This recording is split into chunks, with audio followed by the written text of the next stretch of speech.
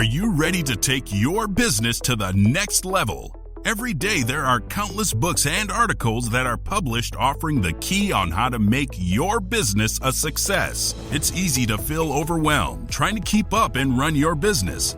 That's why Deb Creer created the Business Power Hour. Keep up on the latest trends, best practices, and techniques for how to make your business a success. Let the Business Power Hour do the heavy work for you. Good morning. Good morning. I am Deb Creer, and I am passionate about giving professionals the tools that they need to make themselves and their businesses as successful as possible. And oh my gosh, I am so excited. I'm going to have to toot my own horn just a little bit right now because we are on episode 1000. Ready? Here we go. Yay! But I have to say, now I got confetti stuck on me. It would not be possible if it weren't for all of my fabulous guests and, of course, our listeners and our viewers. So thank you so much. Here's to the next 1,000. And we'll get there. I did look about the first episode. It was September 12th of 2011. And my bad, I should have introduced my guest because he's sitting there smiling so politely. So please join me in welcoming Bruce Pulver to our program today. Welcome, Bruce. And it's great to be here. First and foremost, congratulations on 1,000 episodes. 1,000 of anything is quite a 10. Congratulations. It's great to be here with you. Looking forward to our conversation. Such fun. Well, yeah, so my first episode was way back on September 12th in 2011. We were a live program on Mile High Radio in Denver, and my guest was the wonderful Andrea Vall. I've had her on several times. And at that point, she was really promoting herself as Grandma Mary. And she was helping people navigate through social media where we all were going, oh my God, what are we doing? But it has been so much fun. I have had so many fabulous guests. And when I was planning 1,000, because of course we knew it was coming up, I was thinking, what do I do? Do we have a retrospective? Do we have a live program, which those are always, iffy at best, all sorts of things. And I went to my second networking event since COVID. And Bruce was the guest speaker. He got maybe 5 minutes into his presentation. And I thought, there's my 1,000th guest, because I loved what he was saying so much, and it resonated. And I thought everybody is going to love listening to Bruce and what his message is. And so after the program, I went up and I said, Bruce, and he very graciously agreed to be our 1,000th guest. So again, Bruce, welcome. Thank you. And it's a privilege. Thank you for selecting me. You had a lot of choices, and thank you for that feedback. When you do talks and you kind of believe you have a message and you're really out there trying to impact folks, you really don't know. You don't know the resonance. You don't know what I call the level of the ripple, how far out. And so you coming up to me and having that wonderful conversation is really affirmation that, we all have gifts, and it's important for us to go out and share them and try to just impact others to help lift them up, whether it's their business, their relationships, their family, their faith, whatever things are that they're working on. If we can have an impact, that really makes it a great day. Right. I love it.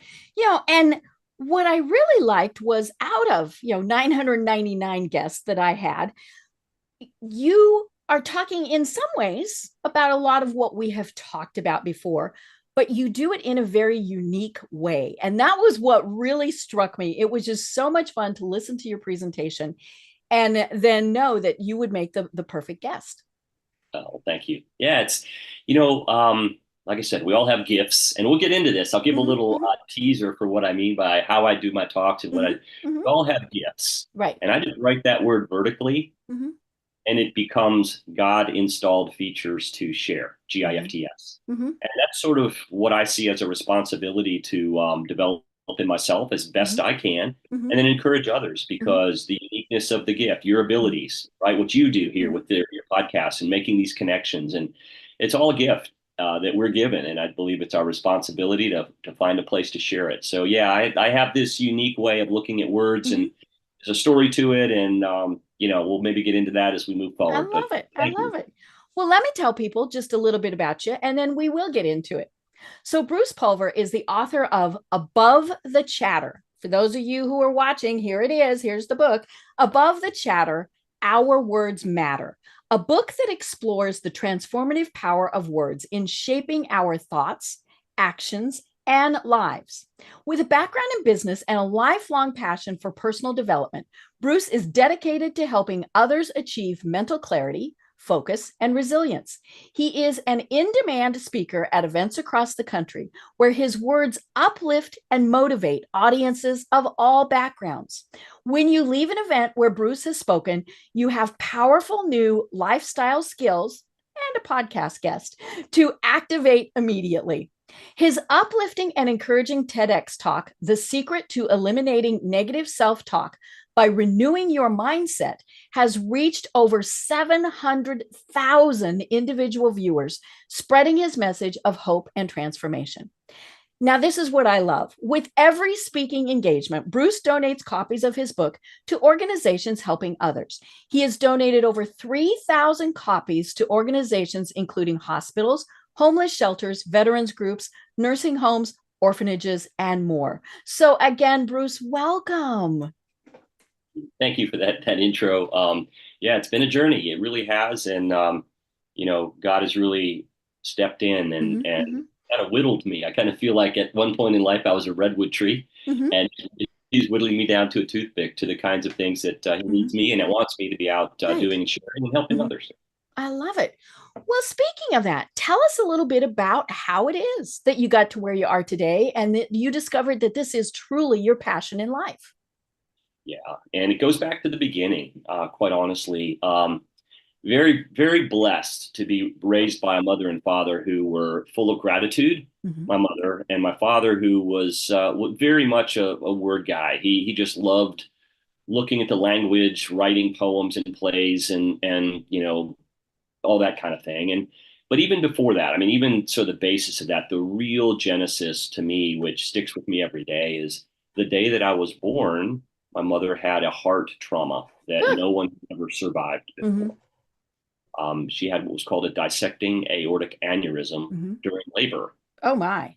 Layman's terms of that is that the artery where the blood leaves the heart is kind of like the sleeve of a jacket, like a sport coat, right? And inside of that, if you've ever seen one, there's the inner lining, then there's the outer lining, then there's the material and all of that. Well, think of that sleeve of the jacket as tearing on the inside. Ooh. So blood was getting between sort of the shiny lining, if you will, and the actual exterior. So there's actually 3 walls, but she bled through one of them, and that causes major trauma. She had a tear all the way back into the heart valve, a blood clot, et cetera. And so they found this out when they had her in the labor delivery room and were doing a C-section for me. Her blood pressure was dropping, and her heart rate was flying. So there were all kinds of sort of symptomatic things that they just didn't know, and they had never ever been successful in this situation of saving a life longer than 72 hours. Right. So that doesn't have anything to do with where we are right now, except that was a starting It shaped your life. Absolutely. It absolutely did. I mean, Mom spent 60 days fighting for her life before she saw it. Oh. And it was a life of gratitude. There was like the healing. And I'm an infant. I don't know any of this, right? And I just knew that they had this grateful perspective of life, that every day is a gift. And all of that, what came along with that was work hard, things work out the best, do your best. The only time you should get before you should give is when you find it in the dictionary. I mean, that was just the way that they were, because there were these surgeons, right, who were experimenting. They weren't even professors at the University Medical Center where she was. They were visiting Tulane University, and we were up in the Northeast. Mom needed 18, I think it was 18 pints of blood.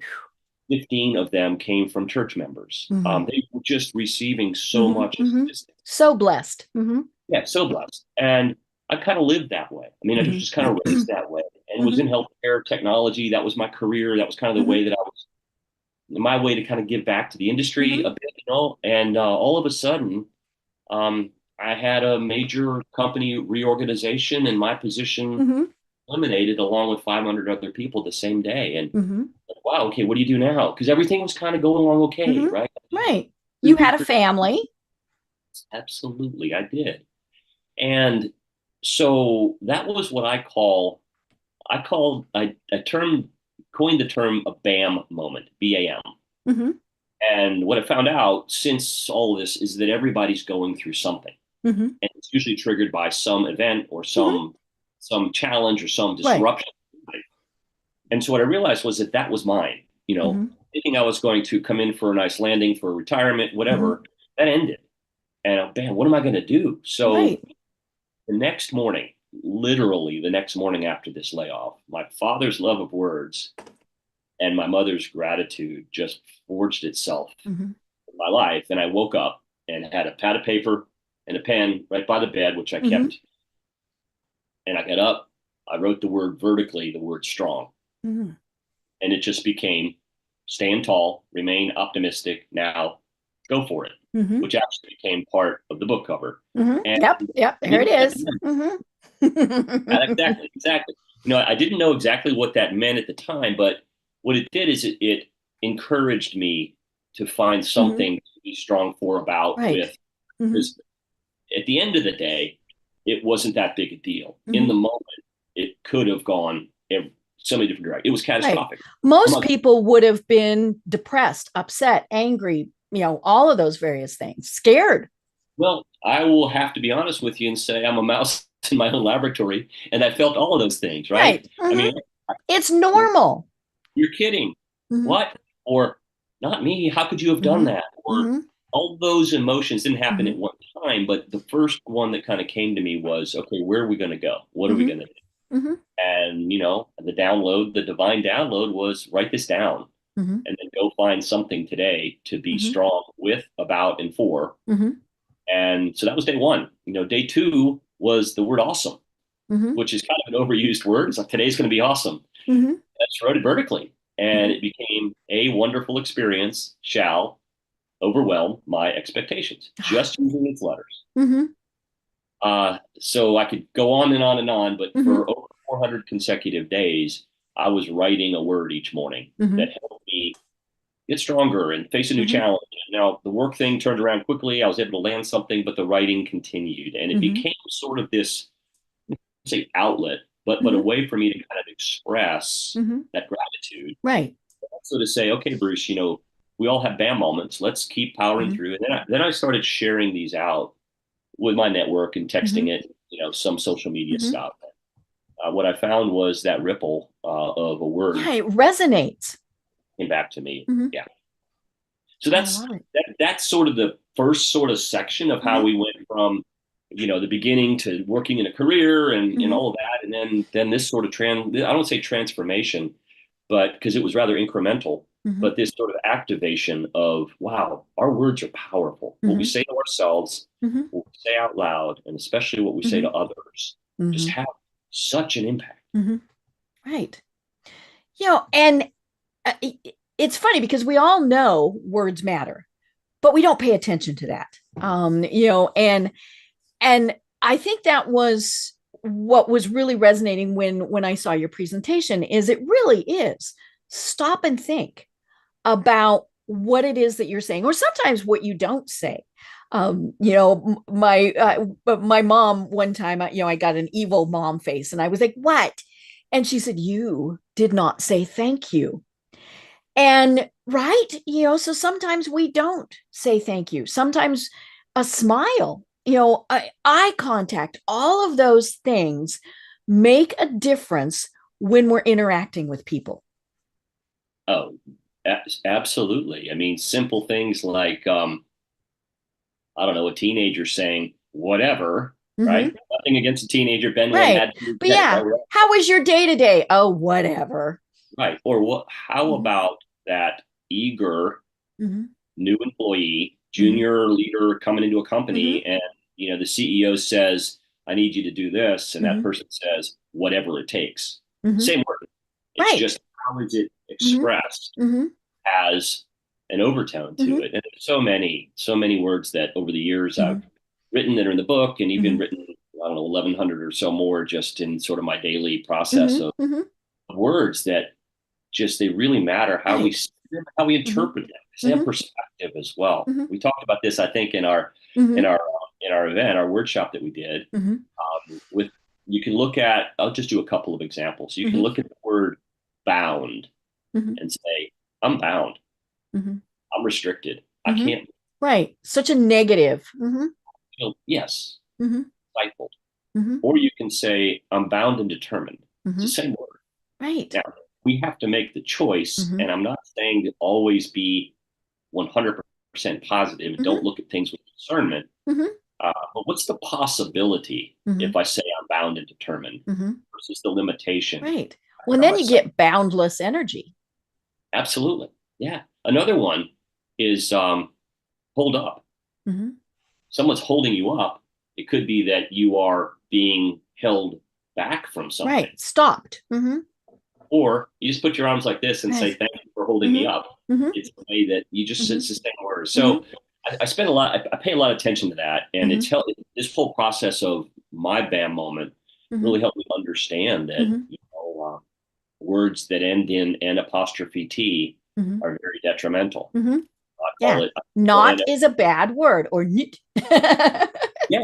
So I have a piece of string that I keep over my rear view mirror without any knots in it. Untie the knot. So I try to think about, what can I do? I may be in a bind. There may be something I want to get to, but I can't. But if I focus on not being able to do something, that takes the energy away from me thinking about, well, what can I do? And again, it's sort of a mindset thing more than anything. And but it's also very important to start paying attention incrementally. That's how it changes, incrementally. Right. You know, it's funny. So we are both in Atlanta, and every morning I listen to WSB radio. Don't know if but so one of their venerable broadcasters was talking today about the power of words and positive thinking. And he said, you know, exactly what you said. If you think you can't, you can't. If you think you can, you can. Now, it might not be perfect. You know, you might have to make some concessions, all sorts of things. But the second you say, I can't, then nothing else is going to matter. Correct. So a couple of things there. Number one, from a scripture perspective, for me, Proverbs, I'm looking at a slide here, Proverbs 12. Sharp words cut like a sword, but words of wisdom heal, number one.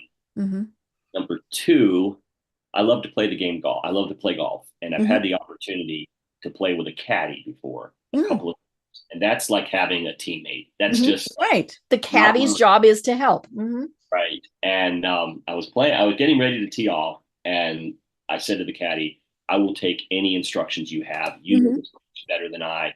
You can tell me, you can help guide me around this course. So we're on the first hole, and I'm getting ready to tee off, and he says, don't go left. Like, don't hit the ball to the left side. And what did you do? Well, I stepped back, actually. I had a minute, and I said, I'm going to rephrase how I said I would take any of your advice.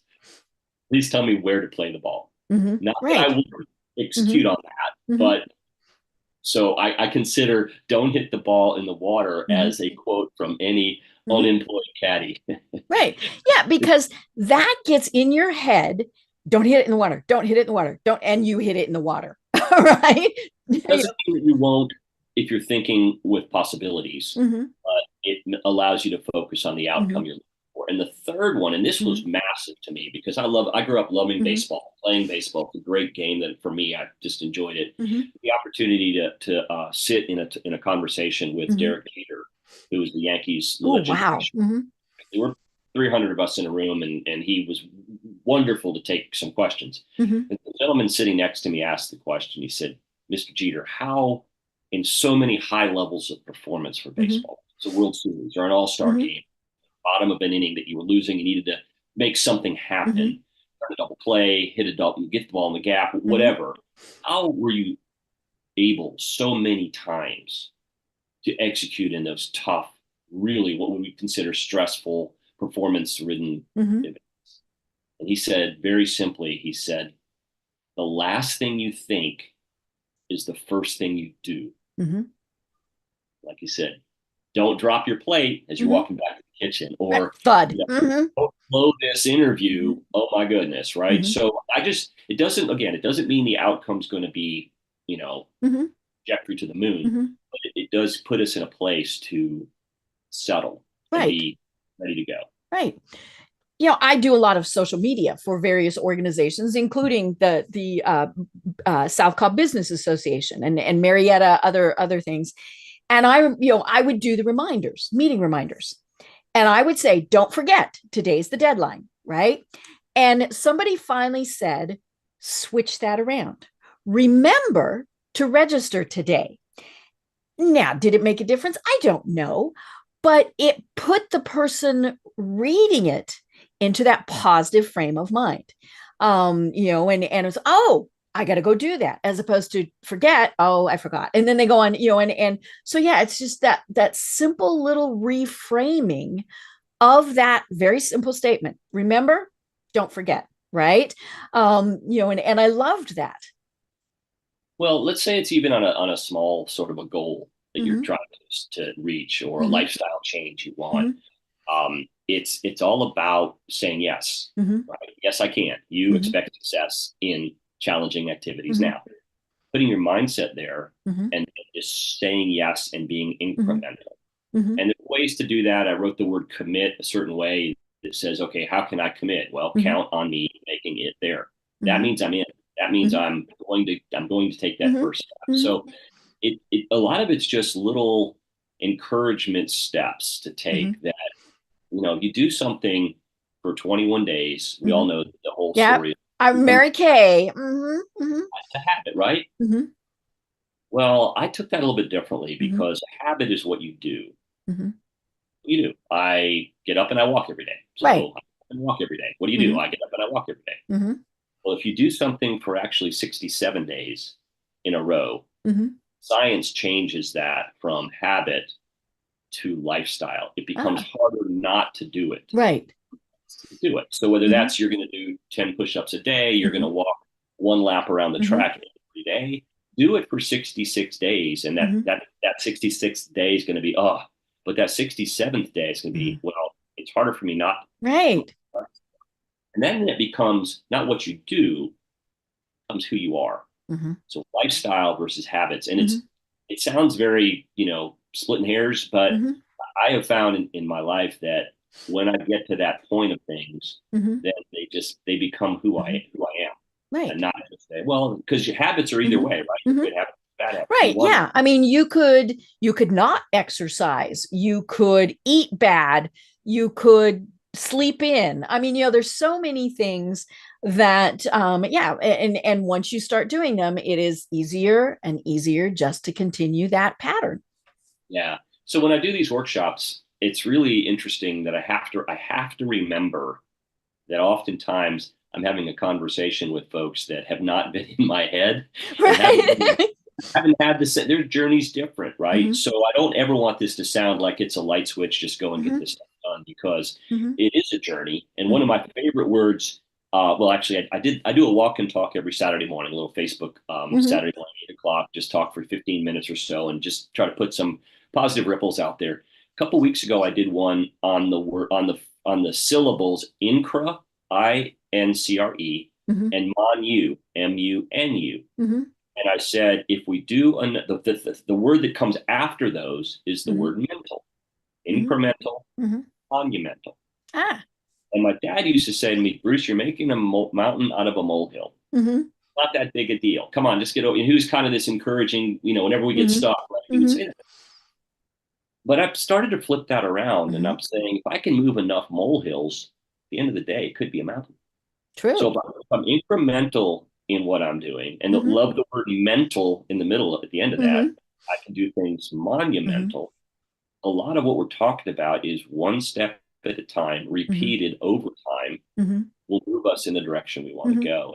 And Mm-hmm. we all want, and I know I'm the same way, we all want this result really quickly. We want this business to just boom. Yes. Now. Mm-hmm. Got it now. I want it now, right? The line for the pill is longer than the line for the work it takes. And I don't, nothing against Mm-hmm. that, but I mean, there's that Mm-hmm. effort aspect. Right. And incrementally, man, it's pretty fun to do stuff Mm-hmm. and have it just keep a check mark in your calendar. Mm-hmm. Oh, I've done this for 1,700 straight days. Wow, that's whatever. Mm-hmm. Almost 40, whatever. Mm-hmm. Wow, every day, 5 Mm-hmm. minutes, Mm-hmm.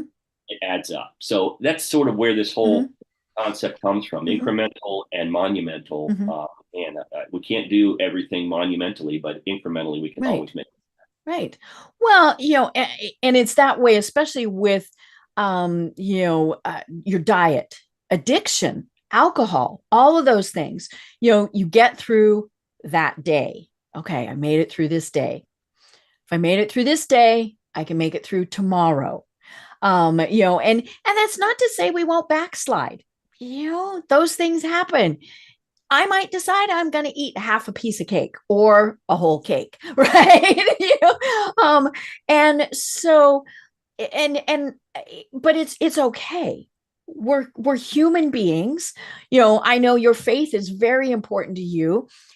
We forgive ourselves. God forgives us, and then we go on. The thing is to go, okay, now what do I do tomorrow? It's okay to be okay with not being okay. Right. Just not all the time. So we're human. We're gonna, I did this crazy thing. It was a push-up challenge. Somebody said, "Why don't you do 100,000 push-ups this year?" I said, "Okay, well, what's that? You divide it by 300." Oh, that's a lot. I don't know, 276 a day. I think someone can check my math. Well, you can't do 100,000 in one day. But you can do 5 sets of 50 and then another 25. You spread them out over the day, or maybe you start with 10, you start with 1. Right. And yeah, I missed some days. It's like, okay, but I've got to figure now you got to out. make them up. It took me a while, to get into doing that, et cetera. And it's not a brag thing. It was just what it's about. It was about saying yes to something that's hard. So I think if we do hard things become easier to do. Right. I really do. And it just. And then, as you said, then it becomes part of us. One of the things that a lot of people do is like 10,000 steps a day. That sounds like a lot. But if you, like you said, 100 here, 100 there, afternoon walk, whatever, you're going to hit that 10,000. And then you're going to think, you know what? I bet I can do 11,000, right? You don't want to jump up to 20,000 because that's a little overwhelming. But, again, incremental, let's increase it a little bit. Now, if you've been a lazy slug like me, doing 10,000 right away is probably not going to happen. So it's about also knowing what is realistic, so I might say, okay, I'm going to do 2,500 steps today. Made it through that for a little bit. Okay, now I'm going to do 5,000. And it's just, it's about giving ourselves grace and celebrate that 2,500. Yes. And maybe 2,501. That means you beat the goal, right? It's right. So another thing though, and this is crazy stuff, it's just mindset stuff, but fun to talk about. When I'm doing the push-up routine things, I count backwards. Okay. So, so then I've only got 100 left to do. Absolutely. If you get to 25, you're halfway home, and 24 means you're closer to finish than you are to starting. It just, again, it's these little things that little games we play with ourselves. So how do you do this in business though too? We're chatting about just personal kinds of things, but growing your business. I mean, maybe it's one more call, right? It's 5 o'clock and you thought about reaching out to that person. They're probably gone. Send them a text, send them something. Next thing you know, they may call you because they got stuck at the office and you said, right. Yeah. You pinged in and they went, oh, hey, yeah, I do want to talk to Bruce today. Absolutely. And they may not, but that's okay. But you made it. The other thing, and I'm going to encourage folks on this because I just started thinking about and started doing this. Remember when we were in kindergarten or first grade and the teacher would have the people's names and your classmates' names, and they would call out, and you'd have Mhm. to answer here. Mhm. What is Mhm. that? What is that called? Attendance. Attendance, Mhm. roll call, maybe. Mhm. Mhm. I really think it's important, and I try to do this incrementally. Like every day, I try to do it once, at least one thing, Mhm. and that is go to my phone, scroll through it, where it stops at a name, call the person or text them. Hey, I was thinking Mhm. about you. Mhm. And I don't call that roll call. I'm calling that scroll call. Oh, I And like that. courage, because Mhm. again, I believe in the ripple. Mhm. There's somebody that needs to hear from you today. Mhm. Won't know who they are, but Mhm. I will bet that you scroll through your phone. Maybe you say, Mhm. today I'm going to do the bees, and I'm Mhm. going to call Betty. There's Betty, boom. And you may Mhm. not even call her. You just might say, hey, Betty, thinking about you. Mhm. Don't need anything, just you're on my heart. Mhm. Um, you never know the impact that that might Right. have on someone. Mhm. So I would encourage, I'm going to challenge folks with that. I'm doing it. It's Oh, called I scroll love call. that. I love that. Yeah, because you never know. Betty might be having a horrible day. And just knowing somebody was thinking about her might, lift her day just enough that she can get to the next day. Or, whoever it is, right? Might have a great day, but no one to share it with. Hmm. Hmm. So she picks up the phone and say, you're never going to Hmm. believe what happened. Right. And then, she has the ability, or he Hmm. has the ability to share their Hmm. joy. I don't know. Hmm. That's just sort of, I guess we talked about from the very beginning, Hmm. and growing up with trying to be grateful. Hmm. You kind of get to the point in life where you want to be successful, you want to Hmm. grow things, you want to be, Hmm. whatever those things are, your goals, and Hmm. then it starts to switch for me to try to be, significant. Like, can I have an Hmm. impact? And that might be a age change, it might Hmm. be where you are in life, but that's what's really changed everything for me in Hmm. this writing. It really showed me the power of a word Hmm. absolutely change or Hmm. save a life, and Hmm. so that's Right. that's And I love this because, of course, we all know, when a negative word is said, just how devastating it can be. And I think especially as parents, teachers, I remember teachers telling me, you can't do that because girls don't do that. Which now, to me, I went, oh no. It made me want to do it more. But most of the time, people are like, no, I can't do that. An employer, say you go to them and you say, hey, I've got this great idea for a new product or service or whatever. Oh, we can't do that. Why not say, tell me more? And then maybe it's not possible then, but explain it to them and say, okay, here's why it's not going to happen right now, but keep those good suggestions coming. oh, absolutely. A couple stories I will never forget. Well, I'll tell the one about my daughter. Our youngest daughter played soccer in college, Mm-hmm. and she ultimately was able to go to the school that she wanted to go to and Mm. play soccer at that school.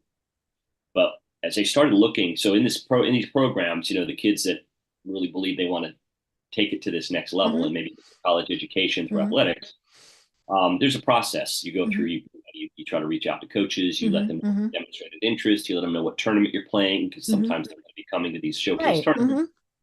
Mm-hmm. And she told one of her coaches where she wanted to go. Mm-hmm. And I wasn't there when this happened, but she came back to me and she said that coach said they will never look at me there. Oh, And anyway, you know how the story ended after yes. And did she go back to him and go, uh, try not to do that. Just let the actions. that's when you go back and you say, thank you for encouraging me. Here's to all the people that told me I couldn't. Mm-hmm. I celebrate you. Mm-hmm. Um, Right. so the point there, I guess, is that there's studies that say, Mm-hmm. and I've heard different numbers, but we'll go with the kind of lowest number. For every one negative comment made to anyone, child, Mm-hmm. Mm-hmm. coworker, whoever, it takes 3 to 10 Mm-hmm. positive reinforcements to Mm-hmm. offset the Mm-hmm. negative. I had a baseball coach growing up. Um, I was 12 years old playing Little League. Mm-hmm. And those are the fields that are the short ones. They're the first Mm-hmm. fields you play on, Mm-hmm. first base. Yep. Yep. They're shorter. The pitcher Because mound you is don't want shorter. those little dudes so far out you can't see them. That's right. You got to get the game done, right? Mm-hmm. So I was fortunate in having some athletic tendencies. I, played third base in the league. I pitched. I batted third or fourth in the lineup, so I hit the ball pretty hard. And then we went to the next age group, which was 13, and that's when the field got bigger. So the pitcher's mound to home plate was further. Plate to first base was further, and the fences were further. I had a coach who, to this day, I had the opportunity to have dinner with him about 6 months ago, and I shared this. And it's what sticks with me. I was taking ground balls at third base. I couldn't even see first base. It was that far away. I had to throw the ball instead of throwing it on a line. I had to throw it way in the air to get it there. Right? Get a loop up and down. Exactly, right? Oh, so he said, "Hey, Bruce, I need you to move over to second base. You're fielding the ball well. We're going to have some runners. We're going to need to have to try to get them out as they're going to second base. And hands are good. You can field the ball. You're not afraid of it coming at you, et cetera." So then we're taking batting practice, and he goes, "Hey, Bruce, I need you to move from third and fourth in the lineup. I need you to move to first or second because you have good eye coordination. We're probably going to bunt some. You're going to get the ball on the ground. Your speed's decent. You think you can beat some stuff out, meaning get to first base before the throw does, and then we can get you to second. We need to score runs." And then I'm throwing some batting practice, and he comes up to me and he goes, "I'm gonna need you not to start games because I've got these 14 and 15-year-olds that are kind of throwing the ball pretty hard, but I need you to come in like in the fifth or sixth inning because your speed is going to be different from what these batters saw, and off-speed pitches are going to help us get some out." I had the best year in baseball at age 13 that I ever had because he encouraged you every way. Absolutely. Here's what he didn't say, Deb. "You've got a rag arm. Go over there to third. We got to move you closer. You can't throw that far. You can't hit the ball out of the infield. You're not batting third or fourth." And he didn't say, "I'll bring you in when I need someone to mop up a game in the nature's mound." Right. I had the opportunity, like I said, 6 months ago, to go and have dinner with Tim Wilkin, my coach, and thank him for that. He's gone on. He's now in the Major League Baseball Scouting Hall of Fame. Wow. Scouted and signed so many players. And I went left the table for a second. And when I came back, he put his 2 World Series rings on the table because he earned the World Series ring with the Cubs and with the Toronto Blue Jays. And I just had the opportunity to say, "Tim, you don't know the impact that conversation had on me in life, not just in Little League baseball." So I guess the point there is, they'll never look at you. You'll never go to that school. Was different, right? She walked through that and kind of said, "Watch." That's one of my other favorite phrases is look at what's on your wrist, right? That I watch or whatever. Someone says no, just look at it and say, "Watch me," and then put your mind to the place of if you really want something, don't let anyone kill your joy of whatever hard work it's going to take to get there. Right.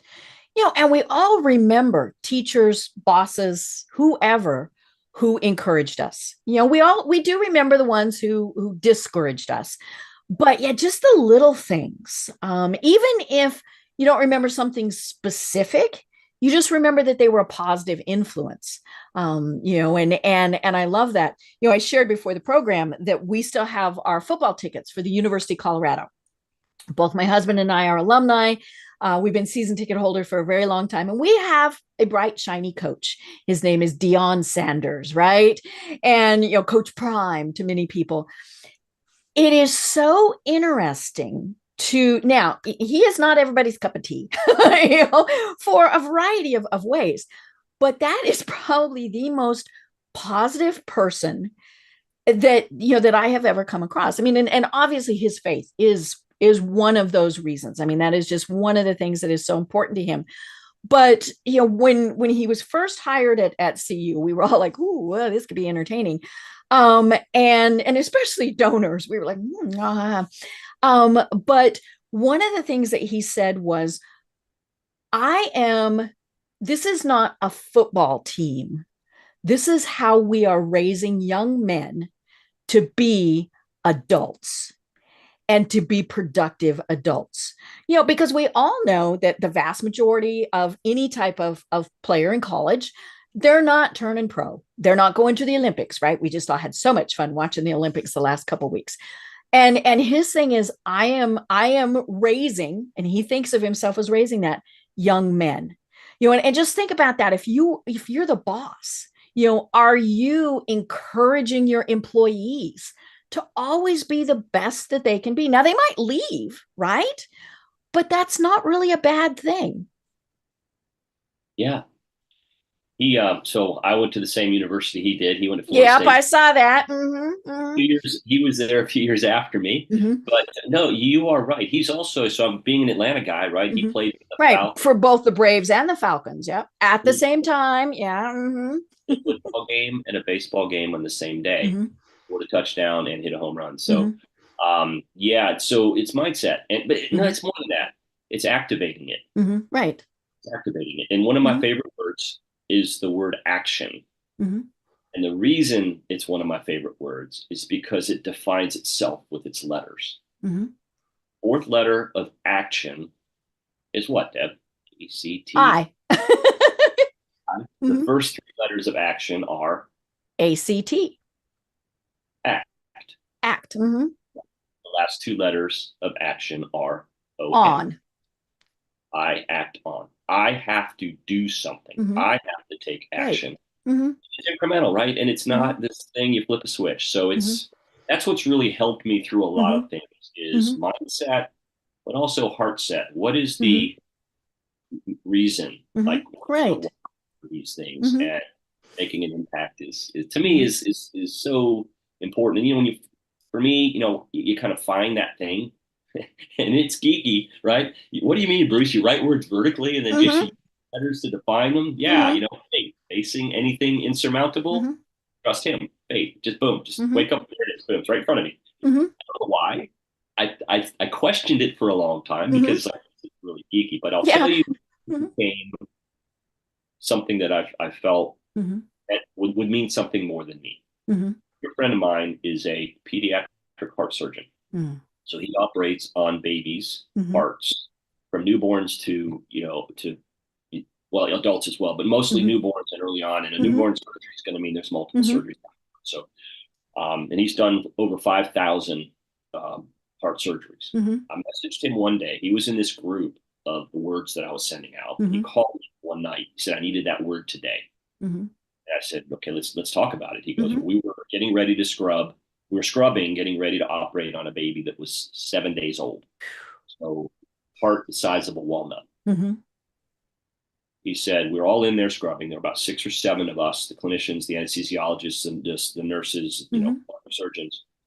And there were 10 possible challenges that we would see once we opened up the heart. Mm-hmm. Even though they had imaging, even though they had Mm-hmm. everything, Mm-hmm. everyone's different, especially Mm-hmm. after. And for those 10 things, there were possibly 8 to 10 different combinations of solutions Mm-hmm. for each of the items we find. Mm-hmm. And he didn't say the word intense, but it was rather heated that they were going into something that they knew was going to test their capabilities and their Right. skills. Mm-hmm.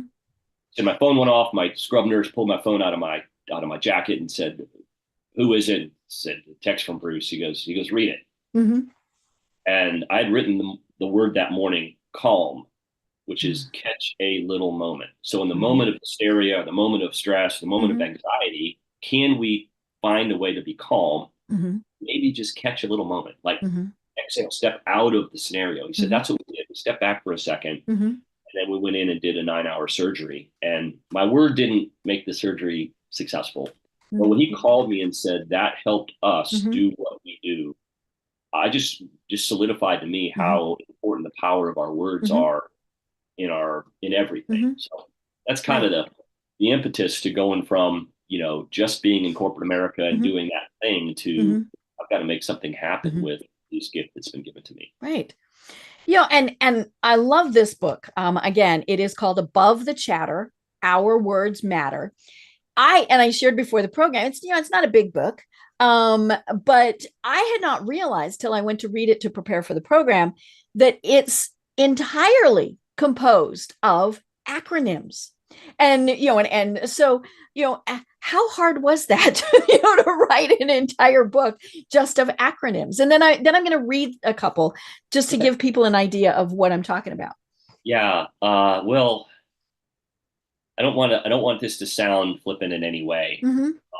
It was It very is easy. your gift. Let's go with, it is definitely your gift. I mean, we can look, at a word and look at it 5 or 6 different ways. And Mm-hmm. it was a journal. So writing a book is one thing, publishing it is a whole nother story. Mm-hmm. So we have a whole podcast on that. Mm-hmm. But once I realized that there was more to this, and some of the Mm-hmm. feedback that I was getting, Mm-hmm. the writing continued. Right, it was Mm-hmm. it was the same time every morning. I would wake up and, okay, what's the word going to be today? Mm-hmm. I need traction. Mm-hmm. I need resilience. I Mm-hmm. need perseverance. I Mm-hmm. need just music. Mm-hmm. I just need to listen to music. So boom, that Mm-hmm. just out. But it wasn't super hard to do, Mm-hmm. because it was really an assignment. Quite Mm-hmm. honestly, it was a daily assignment to, Mm-hmm. number one, help strengthen my own self, right? Mm-hmm. Who had some doubts, right? When you Mm-hmm. go through a couple of layoffs, which had Mm-hmm. happened to me, the only thing that was the same between the layoffs was me. Mm-hmm. So, okay, what are we going to do here? Mm-hmm. And all my background. So that's kind of, I think that answered your question. It, Mm-hmm. it wasn't It super did. hard, Yeah. but it was because it was something I needed every day. Mm-hmm. Right. So it's kind of therapy. Oh, absolutely, and it still Mm-hmm. is. Mm-hmm. Still Right. is. We did a talk yesterday, or on Monday. I do a Tuesday. I'm sorry, on Tuesday I do a clubhouse room Mm-hmm. called "Can I Have a Word with You?" Mm-hmm. And we write down. She wrote the word tethered, which was Mm-hmm. one I hadn't written before. You remember Mm-hmm. tetherball, right? You play it at the Mm-hmm. in the playground fields. It's like, what are you tethered to? Mm-hmm. Is it a good thing or a bad thing? Does Mm-hmm. it help you to serve? So we just Right. wrote the word tethered and broke it down that way. Mm-hmm. Yeah. Right. I love that. So I'm just, and it was funny because I had started to mark my favorites. And then I thought, okay, that's not going to work because I was marking something every page. But yeah, so I'm just going to read a couple. So we have happy, having a positive perspective, y'all. We are Southern, right? And so I love that. How about riches, right? Because sometimes we think, oh, we should, and really, I'm just randomly flipping through here. So riches, again, can be positive, can be negative. So, how is it more meaningful than just wealth, is what you say. And so respect of self and others, integrity, compassion, honesty, equilibrium, as in balance, simplification, back to the basics. Let me do one more. Forward. Focus on really what advances the right deliverables. And like I said, folks, this entire book is just filled with these. And so I encourage you to get the book and read it. But more importantly, then start thinking of your own. If you have a team of people, a family, whatever, great conversation around the breakfast table, the dinner table, right? What is the word for today? Challenge the people, and which is what Bruce did when he gave his presentation to the Southpaw Business Association. And we all, it was great fun. But my guess is, though, when you saw some skeptics, you saw some people that went, no, this is silly. Why are we doing this? And then of course I'm like, I need more paper. And it was so funny because the woman next to me, the tables were covered in white paper tablecloths. And I'm kind of looking for more paper, and she pokes me and she says, "Write on the tablecloth." Now it meant I couldn't take it home with me, but yeah, it was just so much fun meeting the challenge words that you were throwing out to us. And it really was it was very inspirational, but it was fun. I mean, that really was the cool part about it. Oh, well, thank you. It's quite humbling when someone reads a couple words out of your book and they tell you what they think they mean to them. And so thank you for doing that. I didn't expect we were going to do that. It hit me kind of hard, and happy and riches. Yeah, I remember writing those because yeah, you just it comes back, and it's true. So one of the things that you can do also, especially from the business perspective, right? Because we're talking to business leaders here who are also families and parents and kids, etc. But one of the things that we do, especially say there's a company that's got going through a merger, or two companies come together, or two partners decide to work together. And man, what's one of the most important things you have in your basis of your company is your culture, right? So one of the things that we do in a workshop in that setting, we have the ELT, executive leadership team, or we have, some leaders. We'll go to tables and we'll say, okay, write the word culture vertically. And what does it mean to you just using the letters? So let's say we have 5 tables. The C might be credibility for one table. Another might be consistency. Right? You might be understanding the client, or the U could be, I don't know, unveiling new technology. I mean, you never know. Right. And at the end of the day, everybody has something different. then you come together and you say, oh, my assumption, right? I might be, a 50s or 60 CEO. I know exactly what culture is, but I might have these insanely gifted and talented young professionals that are emerging, that are in these middle management leadership positions, and culture might mean something completely different to them. Wow. It sets a playing field. It sets the table. Then we have, it's not a constriction, but it's a framework. So we do that with culture. We do it with growth. I mean, a senior VP of sales talking about growth can be very different than a customer success VP that's talking about growth in net promoter score versus growth in top line sales number.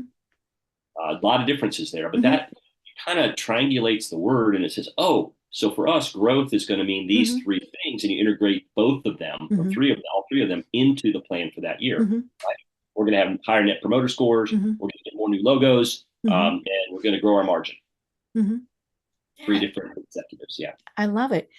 Well, as you were talking, one of the things that struck me was these are positive, right? And uplifting. I mean, all of those. But what happens when things aren't going well? How do you use this as a way to, how do you use this as a way to show folks there is a light? There's, all of those things. So, maybe they just lost their biggest client and they're thinking, we don't know what to do. How do you use this as a way to show them, you can do this?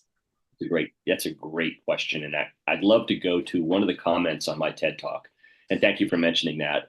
Yeah, it's 700,000 views between TED and YouTube is like mind blowing for me. But what I try to pay attention to are the comments that come in about the talk, because when someone takes a moment to give you their perspective on something out there, that's to me more important than another count. So one person said, and I loved this, there he goes with his toxic positivity. Are you kidding? Yeah, right. So, okay, like, wow, that's one person's perspective of my talk. All right, I'm going to engage with this person because that is not what I was trying to portray. And if it's that way, I'm going to take a second and just say, that is not my intention. And thank you for sharing that with me, because that's going to help me with my future talks. Right.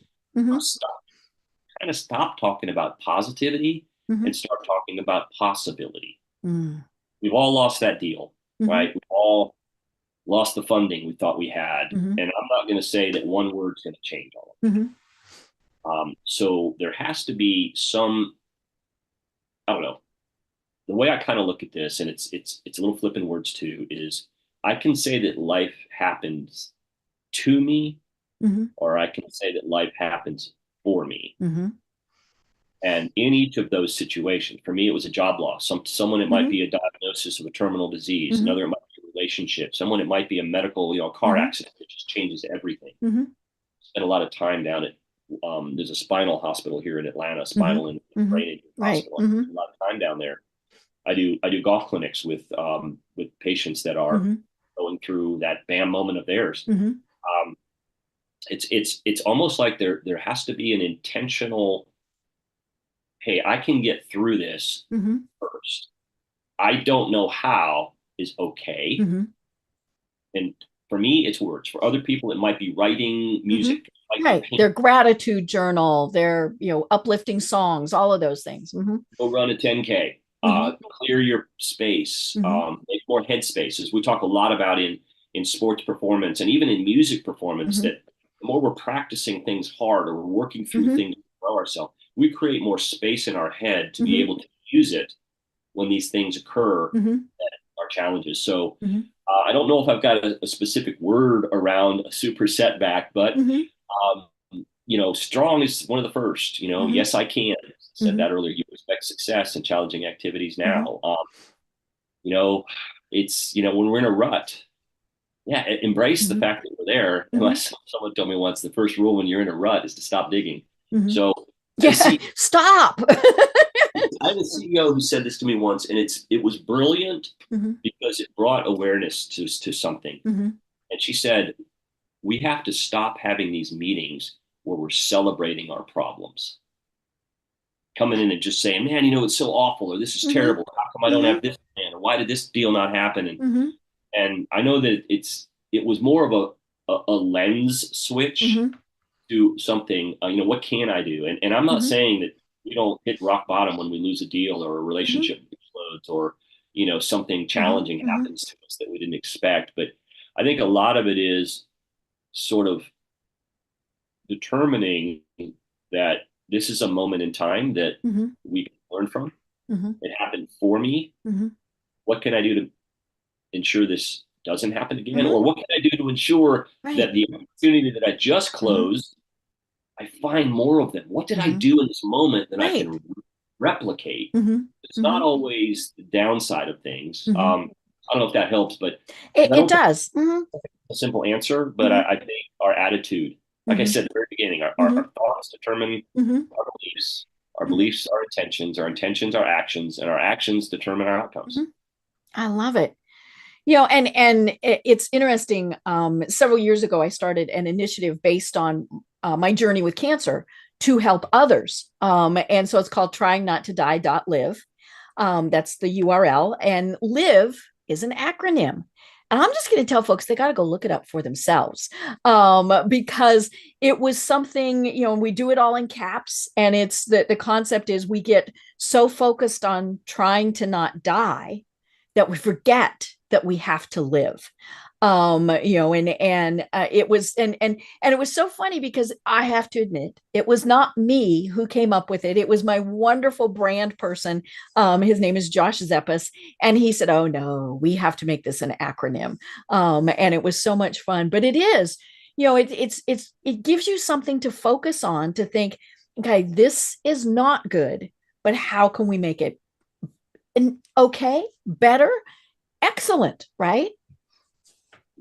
The scar tissue over a cut can be Mm-hmm. stronger than the uncut skin. Mm-hmm. Yep. We don't really, I learn more through a challenge than I do where I'm just, Mm-hmm. Right. I had the distinct honor of meeting a gentleman by the name of Dr. Jack Llewellyn. Mm-hmm. If you were a Braves fan from the 90s, Mm-hmm. there was a named John Smoltz. Mm-hmm. John's awesome. But John was going through a season, the first half of the season, he Mm-hmm. won 3 games Mm-hmm. and lost 11. Mm-hmm. And Jack Llewellyn was introduced to John. Mm-hmm. And the second half of the season, John won 11 games Mm-hmm. and lost 3. Mm-hmm. Completely turned his season around. Mm-hmm. I'm honored that I've had the opportunity to have lunch a couple times with Mm-hmm. Dr. Llewellyn. He's almost 80. And I said, how did you impact John Mm-hmm. like that? Right. And it's one of the things that you said that triggered this to me.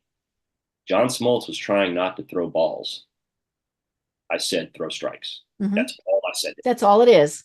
Yeah. Yes, throw strikes. Mm-hmm. And the aspect of hesitation or not Mm-hmm. wanting to make an error, same is true with, and you know this because you're a mountain person, Denver, right? And skiing, those ski patrol folks that go and save folks that may have gotten stuck in an avalanche or some set of the woods somewhere and they can't find them, they are flying through the wooded areas, right? They are trained to say, ski the powder, ski the powder. They are trained not to say, don't hit a tree. Right. Yeah. Don't hit that tree. Don't hit that tree, thud. Another visual that I know we don't do this much anymore, but roller skating rinks. Remember those when we were all growing up? We'd go and yes. music be playing. Nobody ran into each other. because the constant movement. We weren't thinking about not hitting somebody. Right. We were thinking about where we Moving needed forward. again. So that's sort of that aspect of maybe getting through that challenge is avoiding like getting hung up on things that went wrong. Analyze them, right? Right. Learn from them. And that's what I've had to do. I mean, in any of the setbacks I've had, it's like, okay, what if that hurt? Let's not do that again. Yeah. And I'm a slow learner, so I got some bruises in both. But you know, the writing has really helped me. It's made me aware of the power of a single word, and that's kind of what my mission is for helping folks see their hidden potential through the power of the words. I love it. Well, oh my gosh, we are at the top of the hour. In fact, we're going to go just a little bit late, but we get to because it's program 1000. But tell people, how do they find you and what are the services that you provide? Yeah, well, thank you for asking that. And again, what a great conversation. If we delivered a nugget that someone can take and use today, that's where I measure success. I call it activation. Somebody has something they can use. So the best way to probably reach me from the business perspective is on LinkedIn. So Bruce Pulver on LinkedIn, you can connect with me. I'm on it all the time trying to promote positive things and other things I see. So LinkedIn's a good place. My website for my book is the book's name, Above the Chatter, ourwordsmatter.com. You can message me there. You can download the first 2 chapters of the book. It's a gift that you can get there. The services that we provide are focused on any organization or association or company that truly wants to pour into their people and make an impact on communication, on interaction, on performance as it relates to the power of our mindset. How can we really be intentional and unplug, undig, or dig up or release that hidden potential that's in everyone? Oh my gosh, I love it. I love it. Well, we definitely have to chat again because I think this is so important. And, you know, especially in this day and age, right? I heard somebody today say they've never known things to be so negative in a variety of ways, right? And so we need to have you on again, and maybe we'll figure out how to do it as like a live workshop and people can participate, but we'll do something. But until then, do you have any final thoughts that you want to leave everyone with? Oh, I had one, and then all of a sudden you said the world has negatives in it. And I'm the word guy, right? I'm going to go back to math class. Remember the rules of multiplication. The only place 2 negatives make a positive is in math class and in multiplication. -3 times -3 equals +9. That's the only place 2 negatives make a positive. So to the extent that we can recognize a negative and turn it, flee from it, suggest a positive, we can have an impact. The only place is in math class where 2 negatives make a positive. Oh my gosh, so much fun. Well, you know, this is our 1000th program. So again, Bruce, thank you so much for being on. Now I have a mess to clean up. But I'm Deb Creer. I've been having the best discussion with Bruce Pulver. He is the author of Above the Chatter, Our Words Matter. And until next time, everyone have a great day. Tune in for our next program for even more trends, best practices, and techniques for how to make your business a success. The Business Power Hour, hosted by Deb Creer, is proud to be part of the C-Suite Network.